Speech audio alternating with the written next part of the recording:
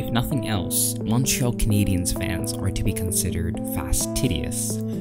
As with every NHL team, and even more so with the Montreal fan base, there is a borderline obsession for looking at the minute details that the team should and could improve to further solidify their status as one of the NHL's elite.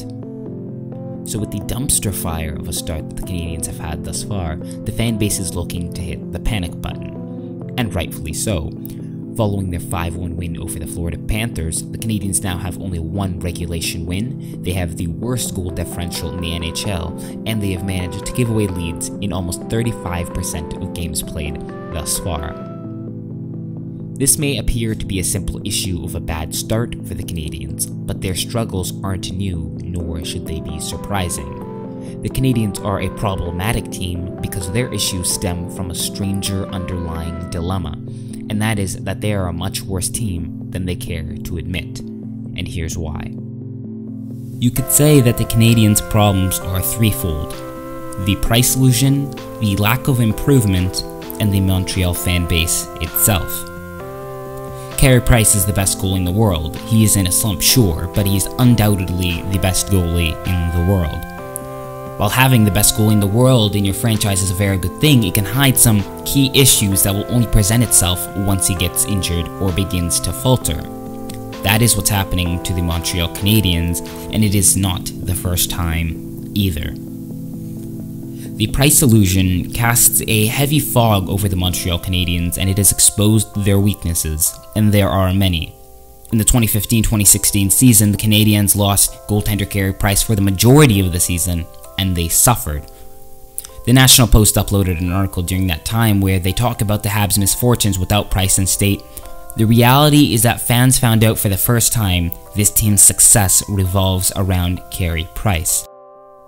The Habs finished the 2016-2017 regular season with a 47-26-9 record, a .628 win percentage, and they sat atop the Atlantic Division. That all sounds good and dandy, and it was, but the issue is what lies behind those numbers. The Canadiens started off the season with an extraordinary win streak, going 9-0-1 with a .950 win percentage in 10 games, and this is what makes averages so deceptive. Looking at the rest of their season, excluding that opening run, they have a 38-26-8 record. To add to that sample size, we can add this season's record and their playoff run. That is an extra 14 games, and with that, we have a collective record of 42-36-9. That is a .529 win percentage, which would equate to an 89-point season. That is a very large departure from the 103-point season at a .628 win percentage we were looking at previously. The Habs clearly aren't improving, and even with the addition of Claude Julien, which did help the team, they simply aren't getting better fast enough. Why? It all falls back to Marc Bergevin. I'm not going to spew the punditry that you'll likely see on Sportsnet or TSN, crying as I claim that Marc Bergevin being fired is the only way to save Le Bleu, Blanc et Rouge, but people like Tim and Sid are at least right about their bottom line. Marc Bergevin is not doing his job well. That isn't to say he has gone without trying, but without a clear goal in mind or a direction for the team, his gambles have not yet paid off.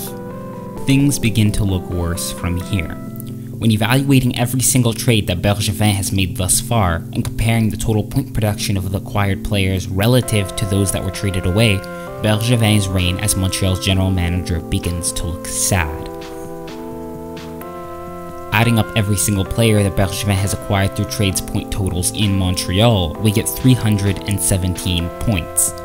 When comparing that to the production of every player Bergevin has traded away's point totals on their respective teams, we get 356 points. For a general manager that's so focused on getting point production players, Marc Bergevin is at a paltry -39 points. When looking at the highest point production players in the list of players that came to Montreal, Jeff Petrie is the highest producing trade acquiree in the last 6 years with a grand total of 53 points.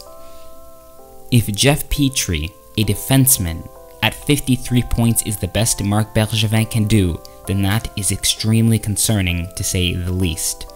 To be fair to Bergevin, Jonathan Drouin and Shea Weber were acquired later than Petrie, but that does not negate the fact that Marc Bergevin has not been able to solve the one problem he's been looking to solve for the past 6 years.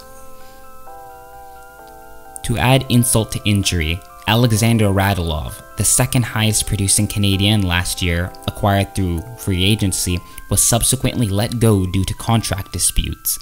Once again, it's on Bergevin to make sure that key players are signed, and he simply did not. The story of Bergevin's reign as Montreal's general manager is a confusing one, to say the least, but that's not just on him.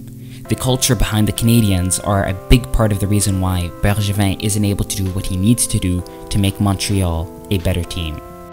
The Canadiens as a team, and more specifically their fan base, have a distinct culture stemming from their French-Canadian heritage. Given the language differences, history, and popularity of the team, it's no wonder that everything done by the Canadiens is under the microscope 24/7. The culture behind the Canadiens is quite interesting, if nothing else. Fans are very prideful of their team, and due to their history feel that the Canadiens have and will always be one of the NHL's elite, regardless of empirical evidence stating otherwise. For that reason, Canadiens fans will not hear anything about a rebuild regardless of their need to do so. There's an argument to be made that the chemistry and relationship of the players would make a rebuild more harmful than otherwise, but with core players like Piquet Subban gone and others being traded or acquired left, right, and center, that is no longer the case. At the end of the day, the NHL is a business, and if Bergevin were to attempt to rebuild, fans would not be pleased to say the least, and ticket sales are likely to drop. That would only speed up Bergevin's exit from the Canadiens franchise, and so that is where the problem lies. Players like Ales Hemsky are temporary fixes for the Canadiens, but unless Bergevin makes some serious moves, the Canadiens will most likely stay a mediocrity at best, an existence unbefitting of the NHL's most historical franchise.